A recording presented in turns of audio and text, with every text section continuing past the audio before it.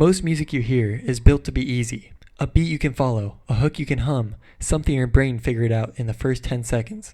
And I've been so caught up in my job, didn't see what's going on, but now But every once in a while, a genre shows up that doesn't care about any of that.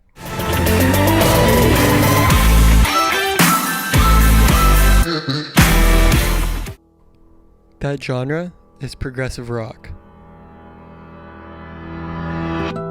Started in the early 70s with bands like Yes, King Crimson, and Genesis, musicians who genuinely believed that rock music could be something more than just 3 chords and a verse-chorus structure. And for a while, they were massive.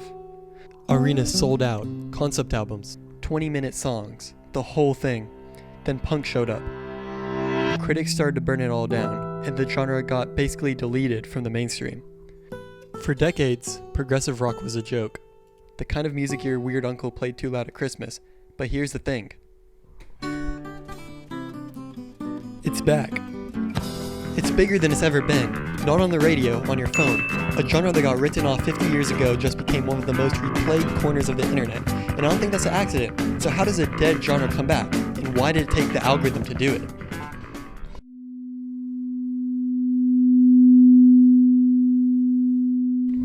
This should not exist anymore. By the late 70s, progressive rock was already falling apart. The critics called it pompous, self-indulgent, too much. In the story of music history, progressive rock was at best a dead end, and at worst, an embarrassment. And honestly, they had a point. Punk showed up, 3 chords, 2 minutes, straight to the point, and progressive rock just looked ridiculous next to it. By the 80s and 90s, the whole scene had basically become a cottage industry just pandering to itself. So it should have quietly died. But it didn't. Most progressive rock doesn't live on the radio. It lives here. Suddenly, progressive rock could find its people without needing a label or radio slot. The critics who had spent decades trashing it had moved on, and in their absence, the genre quietly rebuilt itself online. And the platforms it landed on cared about one thing: replay rate. High completion and replay rates directly increase the chances of a track getting pushed to new listeners. The algorithm doesn't care if a song is simple.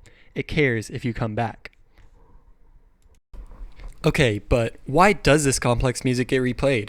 Listen to this. Right now it's saying at 127 BPM. Normal, settled, and then it just jumped to 169.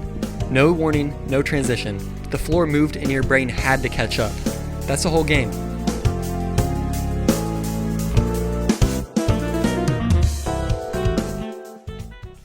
Math rock, the genre that grew directly out of progressive rock, is built around unusual time signatures that often change throughout the track, and complicated meter that diverts listeners' expectations.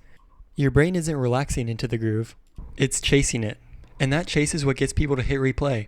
Every replay signals to the algorithm to push it further. Now, to be fair, this can absolutely be overdone. Some people hear that tempo jump and think it's just annoying. And honestly, that's a valid reaction. The line between unpredictably brilliant and trying too hard is real, and not everybody agrees where it is. That tension is kind of the whole conversation around the genre.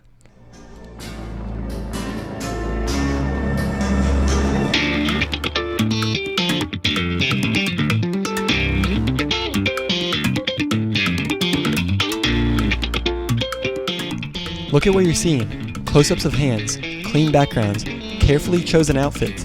The performance is the content. Compare that to original prog shows. Bands like Genesis literally promise fans to continually feed profits back into the stage show. Massive sets, elaborate costumes, spectacle for the sake of spectacle. The music almost came second. Now, you don't need a fog machine. The instruments are the show.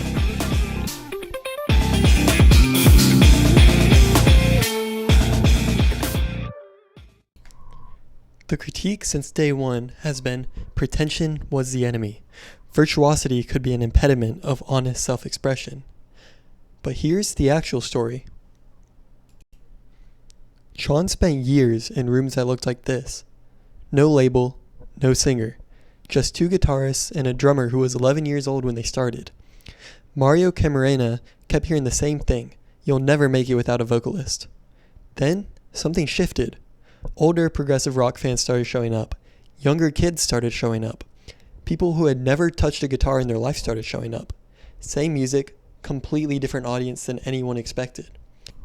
It turns out you don't need to understand a time signature to feel when something hits. And here's the crazy part. An interviewer sat down with 3 of the biggest progressive rock artists alive. And what they describe isn't a problem with outsiders not getting it. It's that the moment you get too popular, your own fan base starts accusing you of selling out. Complexity is only legitimate if nobody mainstream is listening. Get too big, and suddenly you're the enemy. That's the world this music lives in. So, how did this dead genre come back? Well, Polyphia started rewriting its DNA from the inside. Their bassist, Clay Gober, put it plainly. We've been really leaning toward hip-hop and R&B music ever since their early records. Tim Henson, the band's lead guitarist, took it further. He doesn't listen to guitar music at all, he just listens to rap. Their last album featured an R&B production duo, a pop vocalist, and even 2 rappers. The traditional progressive rock formula was classical, jazz, and metal.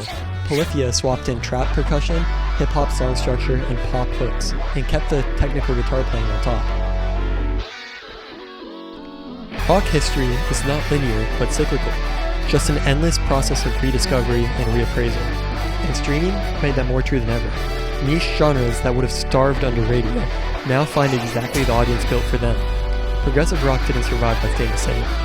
It survived by absorbing everything around it, and producing music that plays on your expectations and keeps your constant attention. Music you can't finish in one listen, so you come back again and again and again.